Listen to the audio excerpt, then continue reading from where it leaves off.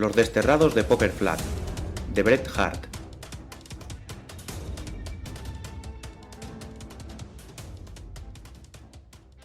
Cuando el señor Oakhurst, de profesión tahúr, pisó la calle principal de Poker Flat la mañana del 23 de noviembre de 1850, percibió cambios en el ambiente moral desde la noche anterior.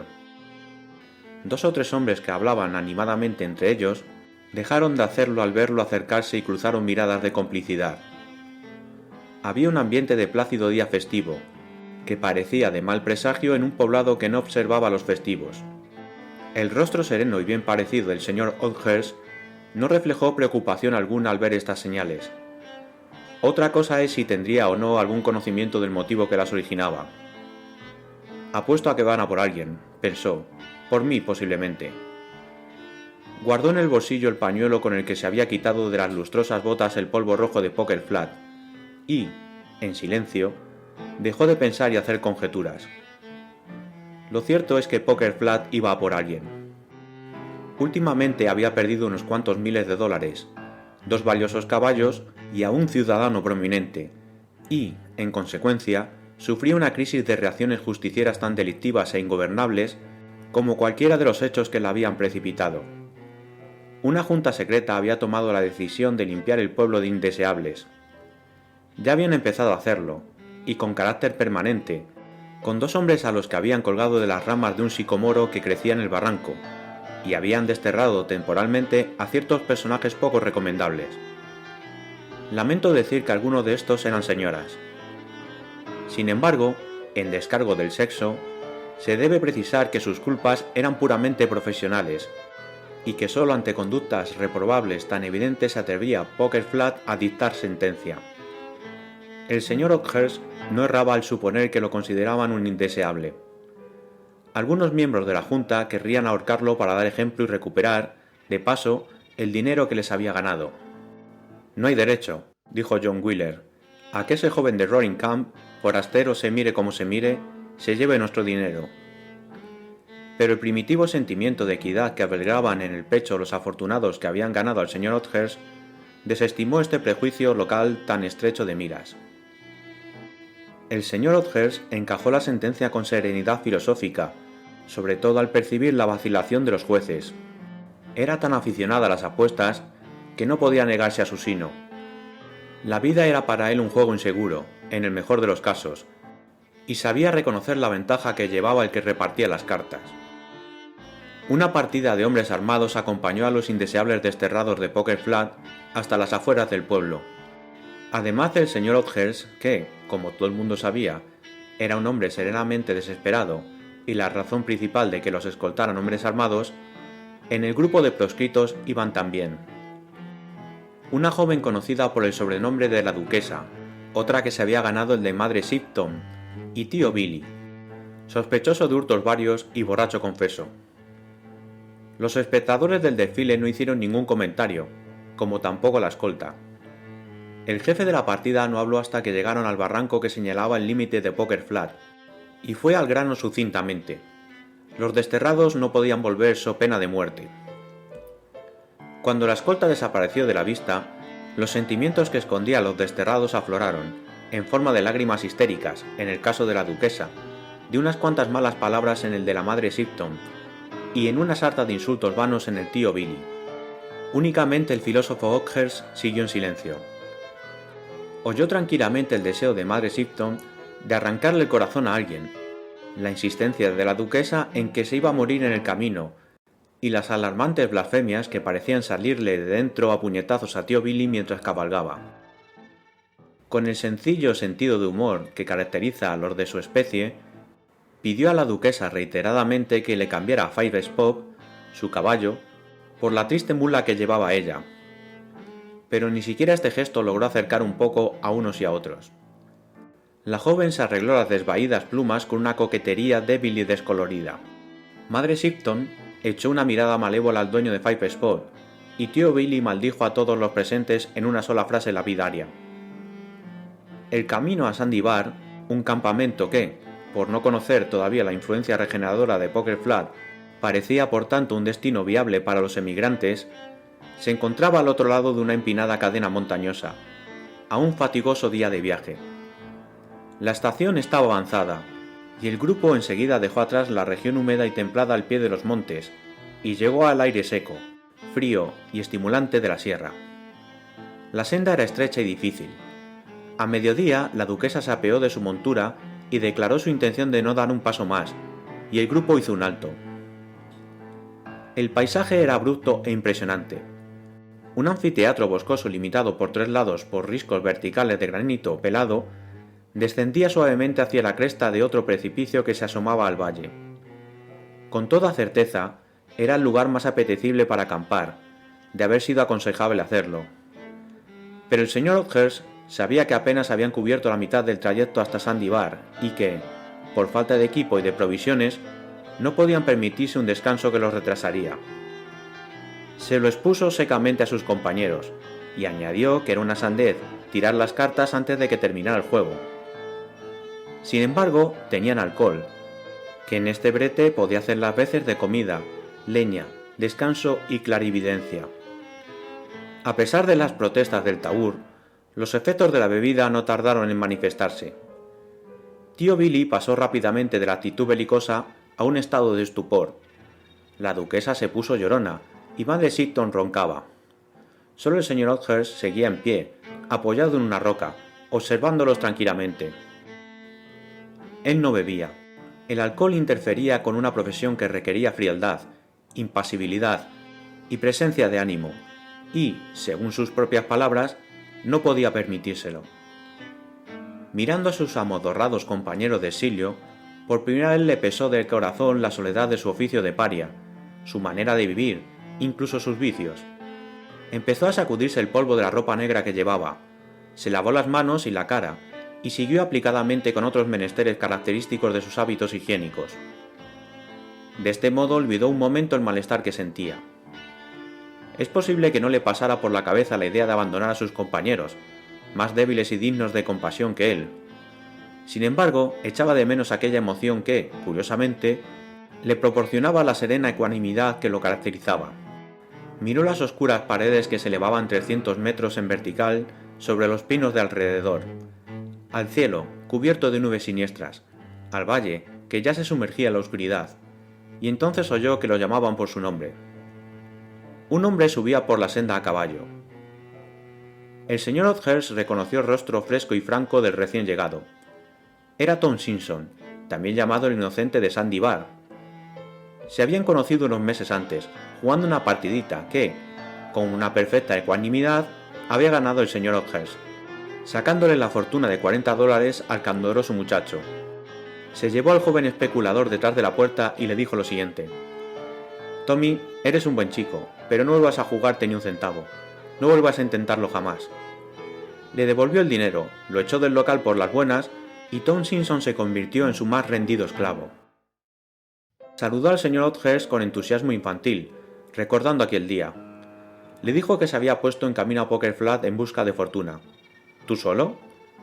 No, solo exactamente no. La verdad, risita, se había escapado con Pinny Woods. ¿No se acordaba de ella? La que atendía las mesas del mesón en el que no servían alcohol. Eran novios desde hacía tiempo, pero su padre, Jake Woods, se oponía. Por eso se habían escapado e iban a Poker Flat a casarse. Por eso estaban ahí. Y estaban agotados. Y qué suerte habían tenido al encontrar donde acampar y compañía. Todo esto dijo el inocente muy deprisa, mientras Pinny, una damisela de 15 años, robusta y bonita, salía de detrás de un pino, donde se había escondido para que no la vieran ruborizarse, y se acercaba a su prometido. El señor Oakhurst no tenía por costumbre ocuparse de los sentimientos, y menos aún del decoro, pero eso hizo una vaga idea de que la situación no era halagüeña. Sin embargo, conservaba suficiente presencia de ánimo para propinar un puntapié a tío Billy, que iba a decir algo, y tío Billy estaba suficientemente sobrio para entender la advertencia de quien no estaba dispuesto a aguantar tonterías. Después intentó convencer a Tom Simpson de que no se entretuviera más, pero fue en vano. Incluso le explicó que no tenían provisiones ni nada con qué montar el campamento. Pero, desafortunadamente, el inocente replicó que llevaba una mula de más cargada de provisiones, y que había descubierto una choza medio derruida cerca del camino. «Pinny puede quedarse con la señora Oakhurst», dijo el inocente, refiriéndose a la duquesa, y yo me las apañaré por mi cuenta. El pie vigilante del señor Oakhurst fue lo único que evitó que Billy estallara en estruendosas carcajadas. Al parecer, tuvo que retirarse a los árboles para tranquilizarse, y allí confió el chiste a los altos pinos, dándose cachetes en las piernas, riéndose en mandíbula batiente y demás visajes exagerados de risa incontrolable. Cuando volvió, se los encontró charlando cordialmente alrededor de una hoguera, pues el aire se había enfriado de una forma extraña y el cielo estaba encapotado. Pinny hablaba con la duquesa como una niña impulsiva, y ésta la escuchaba con animación, con un interés que hacía días que no se le veía. El inocente también se explayaba, y al parecer con el mismo resultado, con el señor Oakhurst y madre Sinton, que había adoptado una actitud amable. ¿Qué es esto?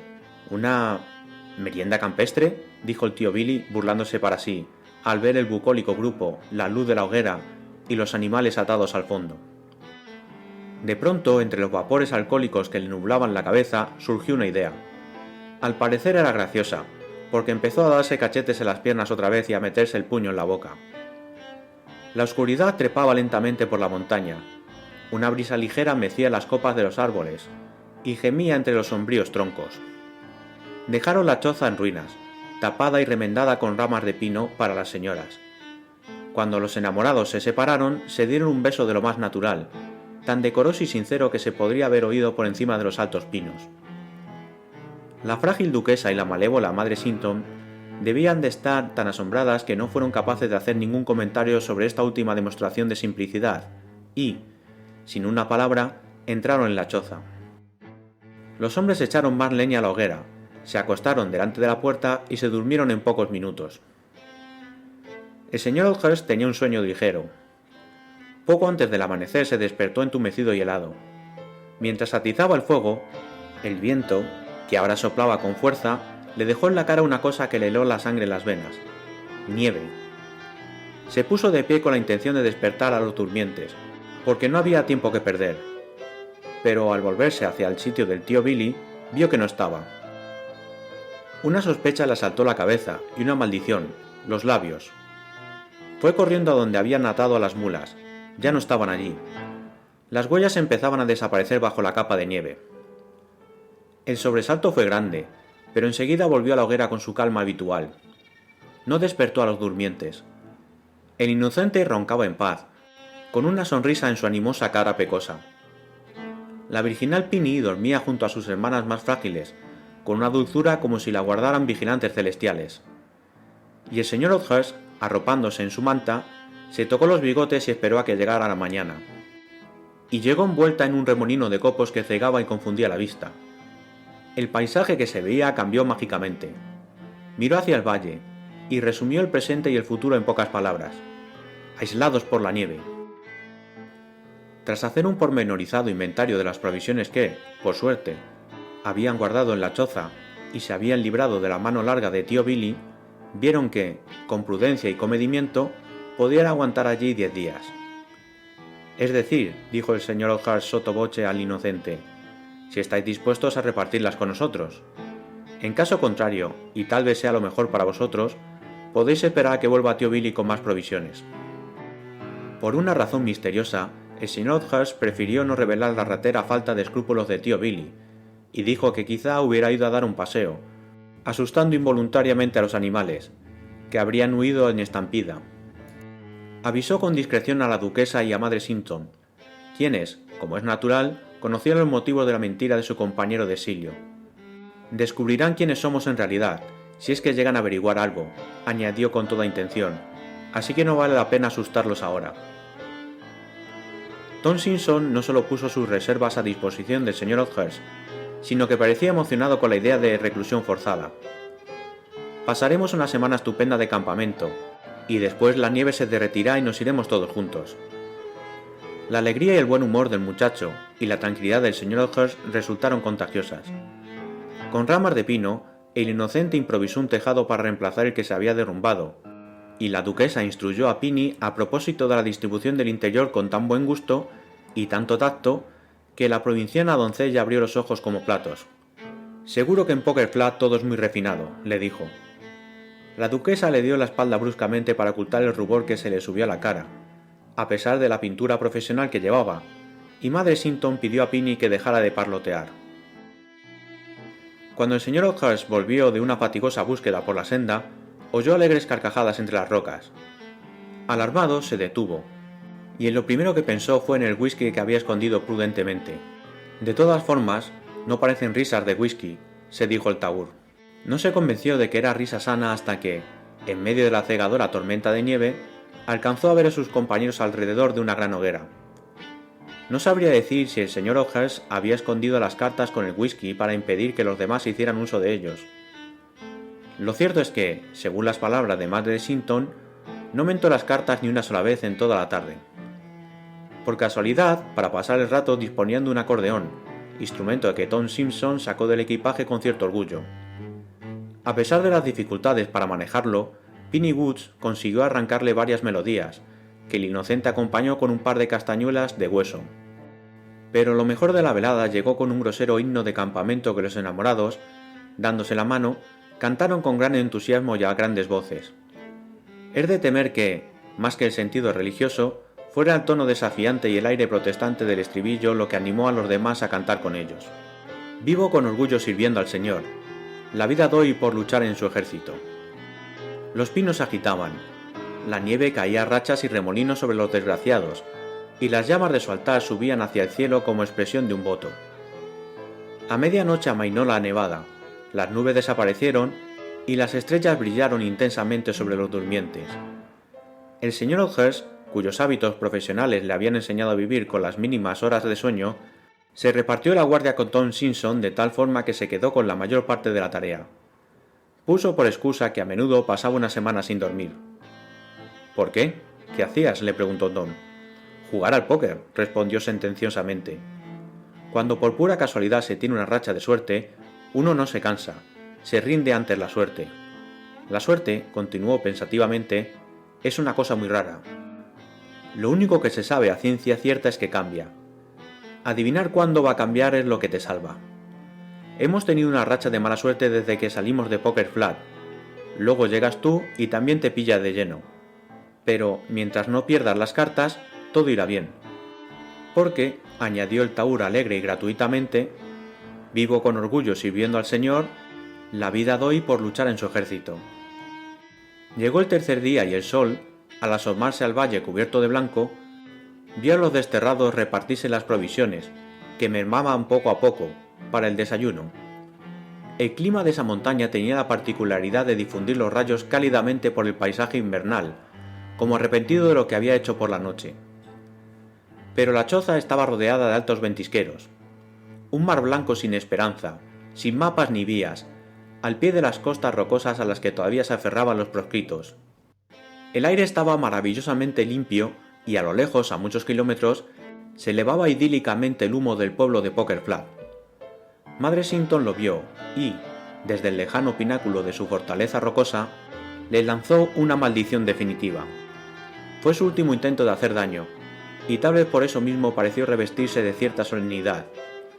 A ella le sentó bien, le dijo a la duquesa confidencialmente. Súbete ahí, maldícelos y verás. Después se dispuso a entretener a la niña, como le gustaba llamar a Pinny. Pinny no era tan inocente, pero para las dos mujeres era una forma grata y original de justificar que la chica no blasfemara ni fuera indecorosa. Cuando cayó de nuevo la noche sobre las quebradas, las aflautadas notas del acordeón subían y bajaban a trompicones, como jadeando, junto a las inquietas llamas de la hoguera. Pero la música no consiguió llenar el vacío que había dejado la escasa comida, y Pinny propuso otra diversión, contarse cosas. De no haber sido por el inocente, el plan habría fracasado, pues el señor Oakhurst y las señoras no estaban dispuestos a revelar anécdotas personales. Hacía unos meses que el muchacho había encontrado por casualidad un ejemplar perdido de la ingeniosa traducción de la Ilíada que había hecho el señor Pope, y propuso relatar las principales anécdotas del poema en la lengua vernácula de Sandy Bar, pues se había aprendido el argumento de memoria, pero las palabras se le habían olvidado. Y así, aquella noche, en lo que quedaba de velada, los semidioses homéricos volvieron a pisar la tierra. El matón troyano y el griego astuto luchaban en el viento, y los grandes pinos del cañón parecían doblegarse ante la ira del hijo de Peleo. El señor Oakhurst escuchaba con gran satisfacción. Lo que más le interesaba era el signo de Anguiles, como insistía el inocente en llamar Aquiles, el de los pies ligeros.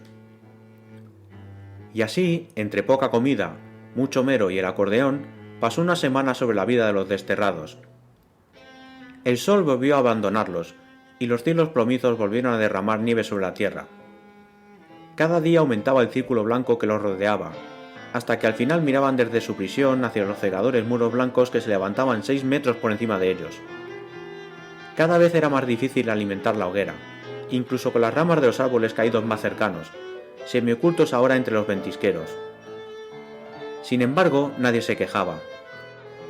Los enamorados contemplaban la ciega perspectiva, pero después se miraban a los ojos y se alegraban. El señor Oakhurst se preparó serenamente para perder el juego que se le presentaba. La duquesa, más animada que antes, se encargó de cuidar a Pinny.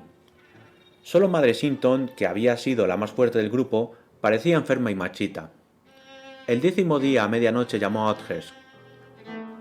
«Me voy», le dijo con voz débil y quejumbrosa, «pero no digas nada. No despiertes a los chicos. Coge el hato que tengo debajo de la cabeza y ábrelo». Así lo hizo el señor Oakhurst. Dentro encontró, intactas, las raciones de la semana anterior. «Dáselas a la niña», dijo señalando a Pinny. «Te matas de hambre tú sola», le dijo el tahúr. «Así lo llaman», respondió la mujer quejumbrosamente, mientras se tumbaba de nuevo. Volvió la cara hacia la pared y, en silencio, falleció. Aquel día no tocaron el acordeón ni las castañuelas, y nadie se acordó de Homero.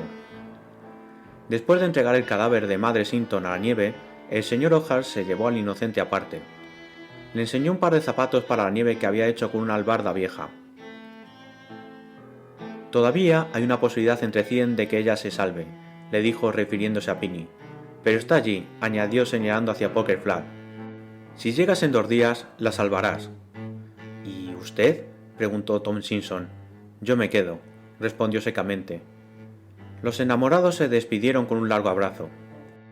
«¿Tú no vas con él?», dijo la duquesa al ver que el señor Oakhurst parecía esperar para acompañarlo. «Hasta el cañón», respondió. De pronto dio media vuelta, y besó a la pálida duquesa, que se puso como la grana y empezó a temblar de asombro. Llegó la noche, pero el señor Oakhurst no volvió, y con la noche la tormenta y los remolinos de nieve. Después, la duquesa, al echar leña a la hoguera, vio que alguien había apilado suficiente madera al lado de la choza para resistir unos días más. Se le llenaron los ojos de lágrimas, pero se escondió para que Pinny no la viera. Las mujeres durmieron poco y mal. Por la mañana, al mirarse la una a la otra, vieron el destino que las aguardaba. No dijeron nada, pero Pinny, aceptando el papel de la más fuerte, se acercó y pasó el brazo a la duquesa por la cintura. Y así se quedaron todo el día. Por la noche, la tormenta se encarnizó como nunca, y, haciendo pedazos las ramas de pino que las protegían, invadió la choza. Por la mañana no pudieron echar leña al fuego y la hoguera se fue apagando poco a poco. Cuando las brasas se volvieron negras, la duquesa se acercó a Pinny y rompió el silencio de muchas horas. «Pinny, ¿sabes rezar?» «No, querida», dijo Pinny sencillamente. La duquesa sintió alivio, no sabía por qué, pero apoyó la cabeza en el hombro de la chica y no dijo nada más. Y llevando la más joven y pura la cabeza de la hermana impura en su pecho virginal, se durmieron. El viento dejó de bramar y las arrulló como si temiera despertarlas. De las largas ramas de pino caían tenues copos de nieve, volando como pajarillos blancos, y se posaban sobre ellas sin alarmarlas. Entre los claros de las nubes, la luna miraba los restos del campamento. Pero el manto impoluto que caía, compasivo, de lo alto, ocultaba toda huella humana, todo rastro de trabajo terrenal.